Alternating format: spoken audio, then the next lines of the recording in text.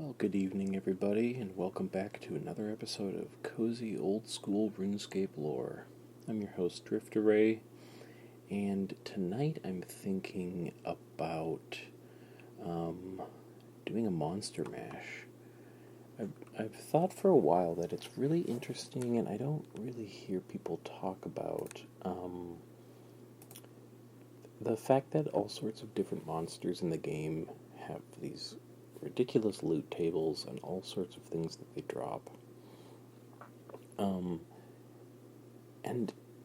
what it means that different monsters, mobs, NPCs, whatever, drop different things. So this is something I've kind of wanted to explore for a while, is like just taking the game at face value and seeing what we can learn from just what we can explore and uncover on some drop tables. So I'm just gonna run around and take out some monsters I can find and see what they drop and see what we can make of it. So I wonder what I need. I probably need some stamina potions. I think would probably be good, just so I can run more. And I don't know. I mean, I got a weapon. Maybe some food. Yeah, actually, food would be good. Okay, I think that's good. Maybe that's too many stamina potions. I think 8 is enough.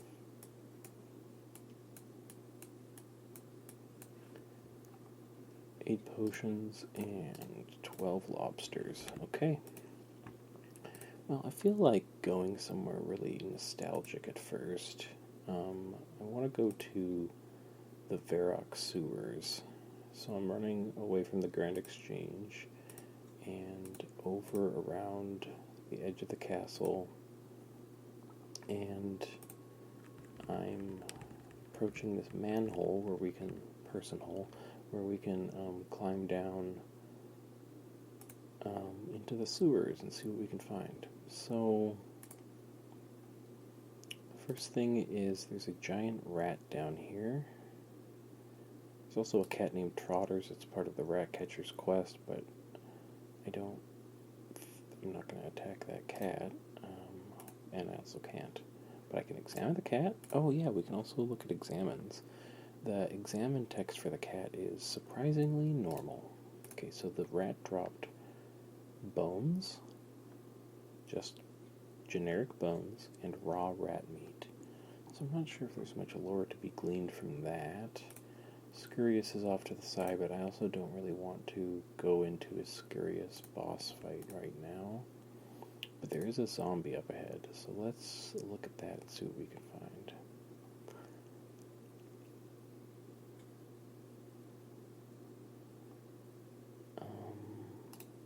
Coins. 4 coins and some more generic bones. Okay, this is interesting, because why would a zombie be carrying coins? Well, if we think about their previous life as a human, they might have been citizens of Varrock, just, up above the, on the, just in the city just above us, and walking around doing their human things, having their human lives, their routines, and they probably had some pocket change. So in this case, it's 4 GP, 4 coins, that I got from the zombie. It's probably leftover change from the life they had as a human. Okay, I didn't take out a small rat, just a giant one, so we'll see. Do the rats drop anything? No. Okay, there are scorpions here. Let's see if these scorpions drop anything.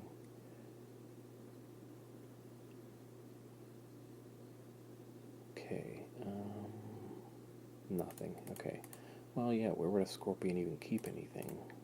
Of course they don't drop anything. Running over, there's some more giant rats to the east. There's a corpse here. It looks like a skeleton, but it's called corpse. And the examine text is, now that's what I call slimline, and I think that's kind of rude. There is a torture rack down here, and the examine text says makes you taller. I think they're making light of torture. Oh, but here we have some skeletons. I'm going to attack the one that has a helmet and a shield. And so, just much like the skeletons, I imagine that these, or much like the zombies, I imagine these skeletons had a prior life, probably as humans, and now these bones are all that's left of them. And we got, the bones of the skeleton. But, speaking of bones, we also got some more generic bones as the drop, and we got an iron dagger. So, it's interesting because their shield hand is in the left, the ones that have a shield, and there's nothing that they're holding in their other hand. So I wonder if they had this iron dagger and they just kind of jammed it in between their bones to carry it around, and then they drop it when they pass away, or pass beyond because they're undead, and so it's interesting to consider how they would carry a iron dagger, and I imagine they just kind of jam it in there somewhere, and it probably kind of jangles around and clanks while they walk. So that's pretty interesting. Okay, so we got some bones that I just buried, all the ones that I found, but I'm carrying everything else I've got so far. We've got rat meat, raw rat meat, specifically 4 coins and an iron dagger. And now there's a bed down here, and the examine text is technically a bed. And there's a dead tree down here. There's 3 of them in this area, and when I examine them, it says it's only useful for firewood now, and I indeed could chop it down if I wanted to, which is pretty interesting here. But now there's ghosts. These are level 19 ghosts. Let's see if a ghost drops anything, because that would be pretty impressive, how a ghost could carry something in their kind of uncorporeal form. And yes, they did not drop anything, which I think is probably smart. Now I do find mind rune and a body rune just on the ground over here, but there's also a barrel I can search, and it just tells me that the barrel is empty. But there's also a ladder that I can go up, and when I go up the ladder, I come to the bear cage just behind the Varrock Palace, and it looks kind of like a zoo cage, but on the wall there's these red claw marks, so it looks like, and there's 2 skeletons, so it looks like some people found their way in here. I don't know if this was a punishment, like a capital punishment, kind of like the dungeon or the jail cell of the palace here. There's also a dying tree. It's not a dead tree, it's specifically a dying tree, and the examine text says living in the big city isn't easy. And this grizzly bear has examine text that says, eek, a bear. And we're going to take it out here and see what it drops, if anything. But I did pick up 2 piles of coins while I was talking. And for a total of, I'm doing some math, for a total of 7 coins. But now the bear dropped bear fur. Makes a lot of sense to me. Bones and raw bear meat again. Okay, so the animals, a lot of the animals seem to drop very, very sensible things. Oh, the coins are respawning, so I'm picking them up again. Another 7 coins for me. Okay, and if I examine the skeletons in this cage, it says, looks like he could do with a drink and a mop. I really don't get that joke, but maybe it's a good one. That would be nice. So this skeleton that I'm coming up on now is level 25, and it's holding a bigger square shield, but there's also some crates in the corner here that I can search, and so far they're all saying you search the crate but find nothing. One of them I couldn't reach. Okay, we're going to move on and see if by wielding the iron dagger we can get through this web by slashing it. I failed to got through it. I slash it up apart. Great, that's super nice, because sometimes if you forget a knife, it's really annoying. But we got a knife from a skeleton, so if you ever come down into the Varrock Sewers, and I think that's what this dungeon's called, right?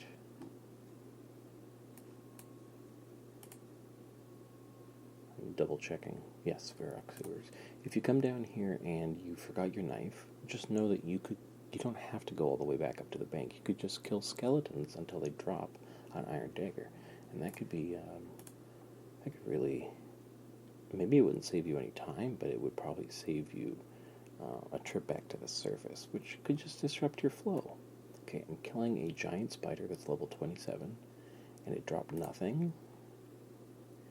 And now I got rid of a regular spider, level 1, and it dropped nothing. And there is a knife on the floor here, though. I'm going to just leave it where it is.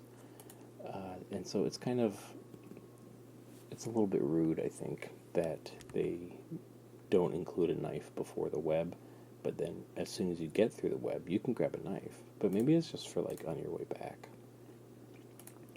And then coming to the end of this hallway here, there's a kind of a underground creek going through it, and we can't go any further, and that's a dead end.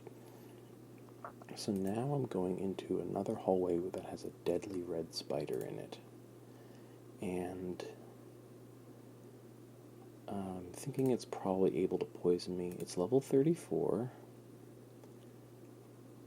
Let's see if it drops anything. I haven't gotten poisoned yet, thankfully. Oh, there's some other players here at the gates to Bryophyta's arena. I'm not going to go in there because, well, I guess I could, but I don't feel like it. Some mushrooms, and when I examine them, they say fungal growth. There's some coins on the ground, a stack of 8, and a stack of 1. Now, of course, we come to the moss giant area, and they drop all sorts of things, if I recall correctly. So we'll see if we can get anything from them today.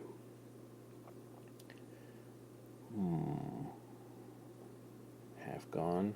Health bar's half gone.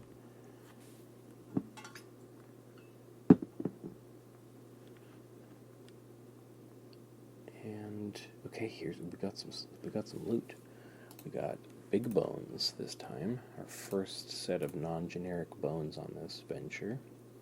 And then 15 iron arrows. Now, I don't know where a moss giant would keep iron arrows, but I am noticing that they have these big beards that have sticks poking out of them.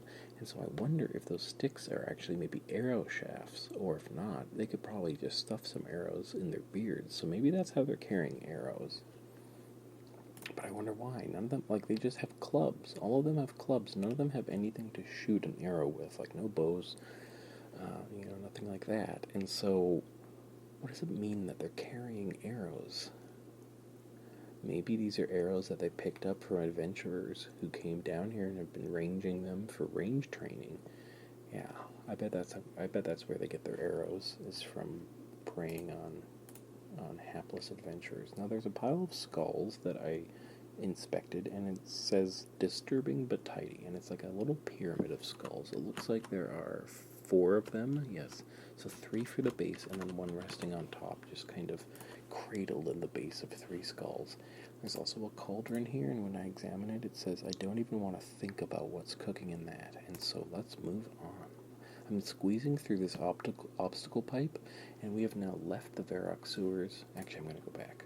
I'm going to go back because I don't know if I looked at everything I could get to in the sewers. Okay. I'm running away from the moss giant area again and toward this southwest corner, past some, they're called standards, but they look like skulls on sticks. And it's just some more moss giants. And so I'm going to squeeze through the pipe now. Oh, but there are red spider's eggs on the ground, and that makes a lot of sense, lore-wise. Oh, there's also an iron axe. That's nice. So you could come down here, you could find the iron axe in the far western end of the sewers, and you could chop some trees. If you had a tinderbox, you could make a fire. Is there anything that you could cook food from? Yeah, you could cook food from the bear, you could cook food from the giant rats. So that you could really come down here and make a living of it. You get your weaponry, you get, if you had, there's a knife, so you could make an unstrung bow. I highly doubt there's any way of getting bowstring down here, but you could have an unstrung bow to go with your arrows. And You get a few coins to remember the surface by. Yeah, you could really make a life down here. Okay, there's the Slayer Master Vanica, and there's more zombies. So I crossed through the obstacle pipe into the Edgeville Dungeon now. So we've gone into a separate dungeon. I'm looking for enemies that I haven't discussed yet, or that we haven't talked about yet in this episode.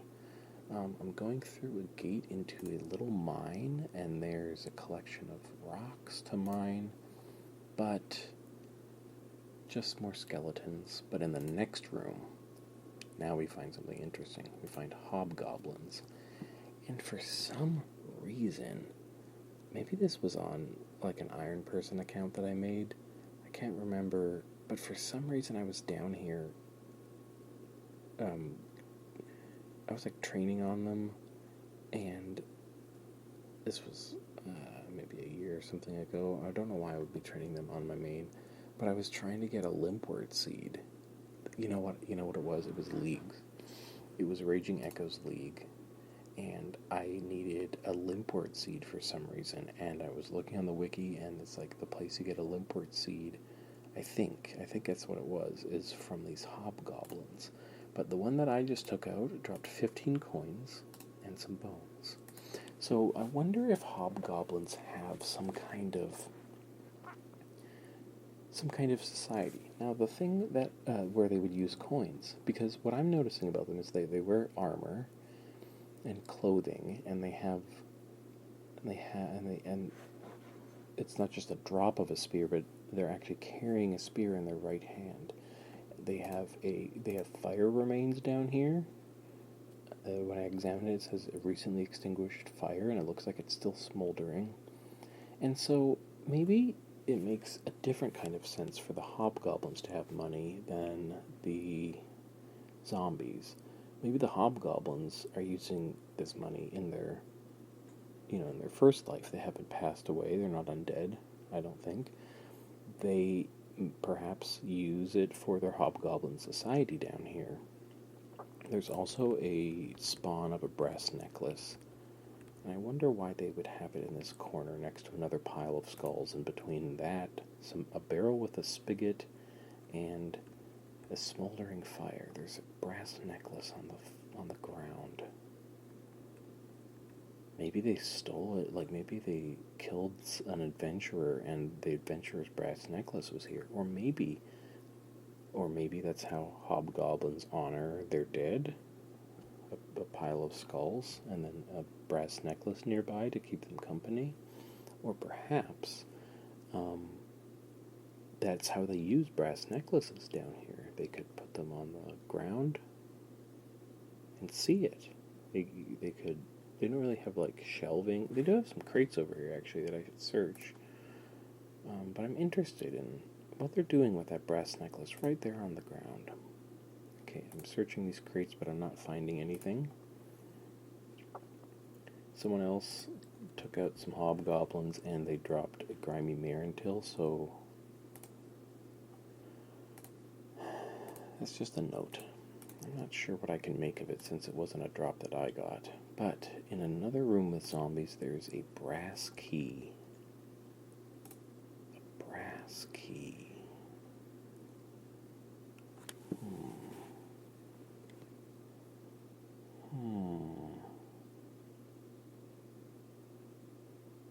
Again, an adventurer could have dropped it.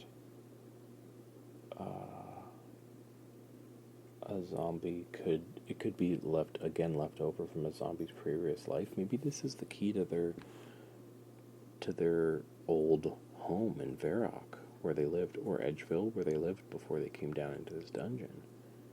And maybe the key is for them, like a keepsake, or just something that happened to fall out of their decaying pockets. Even now, I'm going further south into the hill giant area. Oh, we gotta take out one of these hill giants, because that'll give us a drop that we haven't seen yet. They're level 28, and their health bar is about half gone, and now they are gone, and they are gonna drop some big bones. There they are. We'll bury those. And they dropped 4 potato seeds. Now, this is the kind of thing I'm talking about. Seeds are dropped by all sorts of creatures in old school RuneScape. But why? Why would a hill giant be carrying 4 potato seeds? You know, I recently watched Mad Max Fury Road, and a poignant plot point in that movie is because the world's turned to desert. There's there's very little arable land, but this group is trying to find this place that they call the Green Place that used to be verdant and support life. And now I'm going to spoil some things. They don't find it because it's gone. But the people that used to live there, one of them has a satchel full of seeds that they're saving for, hopefully, I imagine, a place that they could plant them one day. And I wonder if that's what hill giants are up to. They're stuck down in this cave. And, of course, they're hill giants. And if they're hill giants, why are they under the ground? Maybe they're hill giants in that they live in a hill. But I know from past experience that above this place the ground is very flat. And so, in either case, these hill giants probably are not at home. How did they find their way into these crypts? And are they carrying seeds like potato seeds as a remnant of their home and as a hope of a life they could build either here or somewhere, maybe just for basic sustenance, although I imagine it'd be very hard to grow a potato down here. In any case, I'm going to search a crate that's here, and I don't find anything. And there's a counter. That's interesting. A counter made from a stone block. There's 2 of them, I think, in this room. So there is, it's just a big stone slab that they could use as like a tabletop or something. And so there's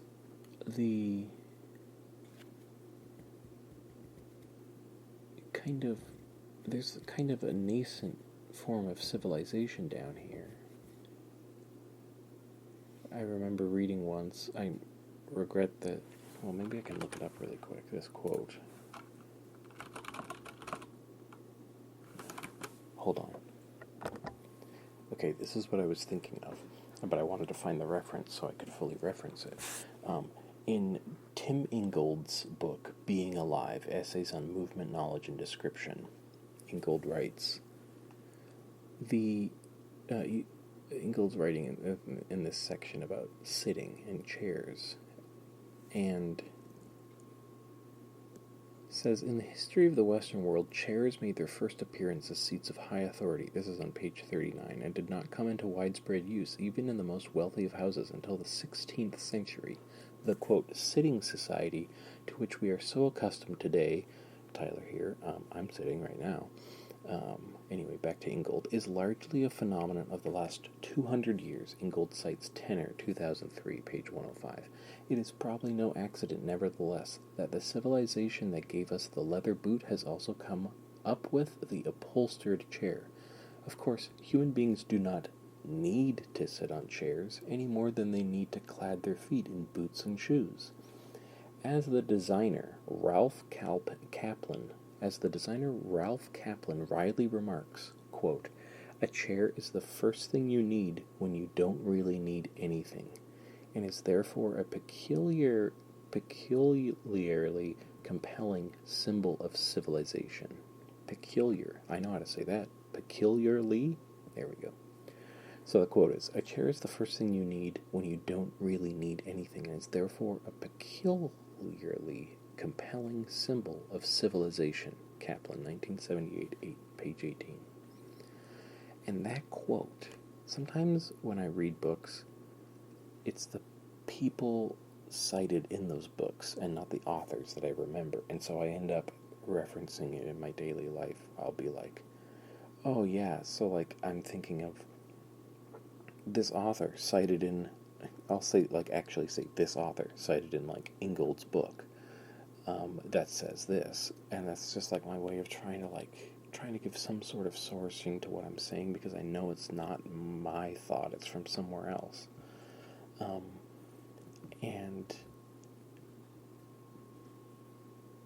And this is one of those. I think about it, and I've talked to people about it before, but I never remember Ralph Kaplan, because I haven't read Ralph Kaplan, but Ingold apparently has, and cites this quote. Anyway, I think it's such a fascinating idea, and I think about it every time I move in and out of a new living space. I think about how one of the first things I take to my new place is something to sit on. And it's also one of the last things I take. It's like some of my chairs will make it to the new place, some of my chairs will stay in the old place, if there's some overlap, so that wherever I am, I can sit down. But of course, human beings do not need to sit on chairs. I mean, maybe some do. There's probably some accessibility concerns here, but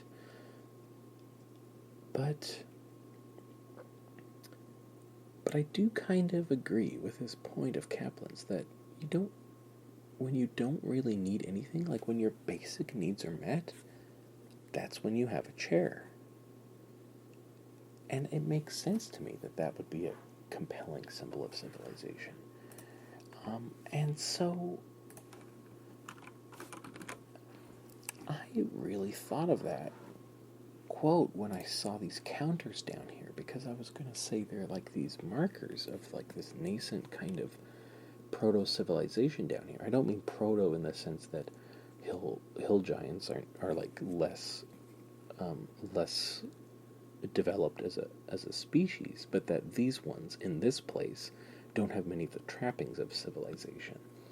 And they just have these stone slabs that are called counters, and I wonder if they're used to prepare food, perhaps to cut up potatoes that grow from these seeds. But how do they get potatoes down here? They're not in these crates, I'll tell you that much. I don't even know if RuneScape has potato items in the game. I'm going to look that up right now. Potato. Well, yeah, of course they do, because there's baked potatoes and things that you can make, and raw potatoes. I used them in that one quest that one time. Okay, yes, so there's potatoes, but not down here. Okay, it's time to move on. I want to climb up the ladder and leave, but I'm going to. I wasn't going to because I didn't explore the full dungeon, but this is a monster mash. We don't have to go to any particular dungeon, except I can't get out of here, so I have to leave another way, so I am going to go back into the dungeon. Delve a little further north, see where I can go.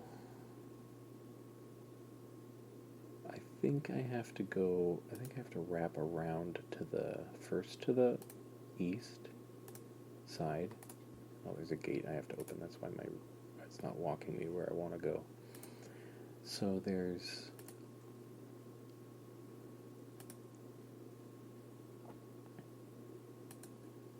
so I went all the way to the east, and now I'm running north, back again past Vanica the Slayer Master.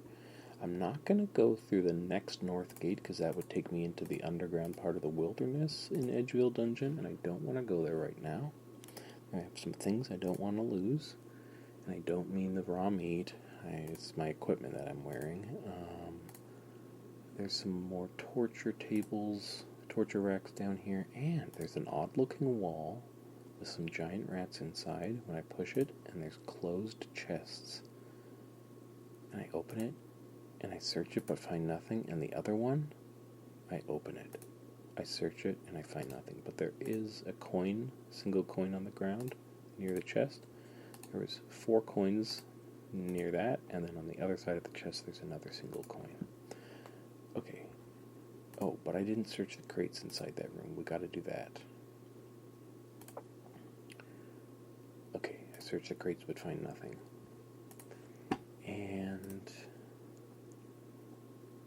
the only other thing to explore in the non-wilderness part is, now looping back a little bit to the east again, just north of that brass necklace we talked about before. But now there's some sacks, like rucksacks or linen woolen sacks, I don't know what you call them, canvas, but there's nothing in them. It said there's nothing interesting in these sacks. Now, it didn't say the sacks were empty. It just said there's nothing interesting in them, so we could surmise what might be in there. It could be dirt, dust. They could be sacks of flour, but I might not be interested in them for whatever reason. What else could be in these sacks? It could be bones. It could be full of bones. It could be full of rocks. It could be full of air. It could be all sorts of things in a sack. There could be spiders in there. And then, I never noticed this before, on the east side of this wall, there's a mound of rocks. It's a rock slide, and when I examine it, it says a deposit of rocks. But there's this texture on the wall that looks like it could be in the video game Dune, the very original one, or like Wolfenstein 3D or something. It is so, and the wall textures down here, really, really old school looking, very, very pixelated, with this kind of distressed pixel art that I really like. And also, but in particular, above one of these skulls, there's a bunch of, it's kind of green, it doesn't look like moss, but it, maybe it could be moss. It looks like bile or some kind of ooze maybe on the wall. And on the bottom right of it, it looks like there's a little kind of squiggle that could be half of a snake. And at the end of that squiggle, it could even be the face of a snake. And I think that's just me seeing pareidolia, is that how you pronounce it? Seeing faces and things. I learned that one from the video game Balatro. And I just think it's a really interesting texture on the wall, and I have no idea what could have caused it, except for this animal skull is huge. It looks like it could be a dragon or something. It just says, dead animal head, lovely. It comes all the way up to my knees. That's how tall it is. Even taller with these big horns it has. But this greenish splotch on the wall extends all the way up to the wall above it. And I have no idea why it's there and why it's right there specifically. So that's what we found here. But it'd be interesting, to piece some of that together. And now, I accidentally destroyed a rat on my way through because I was clicking and I clicked on the rat. There is a giant spider. I think that's the same kind that we met earlier in the dungeon. And now I'm running past another rock slide. I'm climbing up the ladder. And I'm out. Okay. Are there any other monsters that we'll meet on our way back to the Grand Exchange before we conclude this episode? It might be an imp. I often see imps around here in Edgeville. But not now. That's too bad.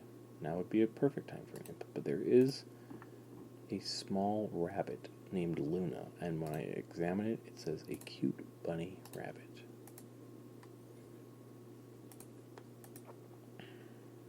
Okay, I'm going to climb into the underwall tunnel to get back to the Grand Exchange, and that concludes our little... That was a nice little circle we did. Maybe more of an oval, but a good little run to see what kind of lore could we find in an ambient way embedded in the world, just within maybe a 100-tile radius of where we are, where I stand, where I always come back to in between activities and things at the Grand Exchange. But just in that radius, look at all the things we found. Here's what we come back with: raw bear meat, raw rat meat, 48 coins, an iron dagger, bear fur, 15 iron arrows, 4 potato seeds. I think that's a pretty good trek. And a lot of ideas and stories. Well, I think that's going to do it for this episode of Cozy Old School RuneScape Lore. I know this was a different one, kind of wacky. I appreciate you bearing with me through that. And I might do I might do episodes like this every once in a while, just as a breather. It's also something I've been thinking about for a while. Just it's interesting to me what all the ideas that are embedded in this game world, or even suggested by this game world, the way it mishmashes all different sorts of cultures and geographies based on geographies on planet Earth, but like inspired by it, but unique.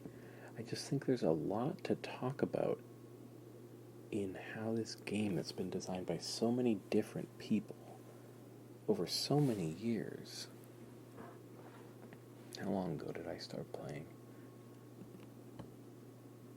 At least 20 years ago, I bet. Over all these years, so many people have touched this world and left a mark on it. And somehow this game is still cohesive in ways. It's very eccentric, but there is a sort of cohesion to it. So there's this long arc of design. But then there's these idiosyncratic, minute elements of design. And I think altogether those really speak something about what kind of world this is and what kind of stories we can tell in it. And so, even before I had the idea for this series to get to talk through books, I was really interested in just having a place to talk about what the world of old school RuneScape seems to be communicating.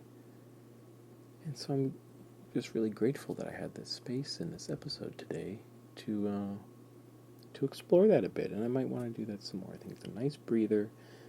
Definitely want to get back to more of the formal lore aspects as well, though, and exploration.